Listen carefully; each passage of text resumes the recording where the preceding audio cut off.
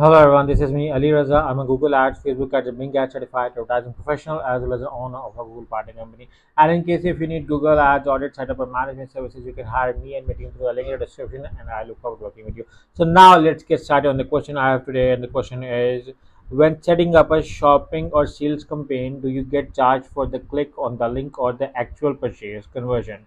When setting up conversions for purchase, how does Shopify attribute the conversion to either Google ad or organic search ad? I don't want to have an organic purchase but have Shopify send it to Google and Google think it's a conversion of app sale. Okay. So for those who don't know how does Google ads work, let me explain it over here. Let me even write it. How does Google ads work? Okay, for your question on uh, when setting up shopping or sales campaign, do you get charged for the click on the link or the actual purchase? Okay, so you actually Google primary model is PPC program. PPC means pay per click. So you eventually have to pay for each click. However, over the time, Google has optimized their things and have introduced different bidding strategies, including maximize conversions, maximize clicks, manual CPC, target ROS, where tell Google that what ROS we are expecting for each sale, and how much amount we want an exact sale. However, the original model on which Google Ads work is PPC per click. So you have to pay for each click. Whenever there is an advert, your audience clicks on your ad, you are being charged for each click. So this is how the Google Ads primarily work. Primarily this is how it works. Now your second question: when setting up conversions, conversions is, we wanted to find out, whenever there's a sale, when setting up conversions for purchase, how does Shopify attribute the conversion to either Google ad or organic search? I don't want to have an organic purchase but have Shopify send it to Google and Google think it's a conversion of app sale. Okay, for your answer on how does Shopify attribute the conversion to either Google ad or organic search, there are multiple ways. First is you can use the Google Ads conversion program.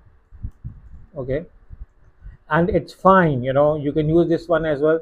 Just go into a search account, okay, and simply write conversions over here, and you can go over here the conversion goals and set up a conversion tracker for your campaign. This is how you can track whenever there is a conversion being done by Google Ads. You can see over here in your Google Ads tab. Now there is another thing you can do, and that is to install Google Tag Manager.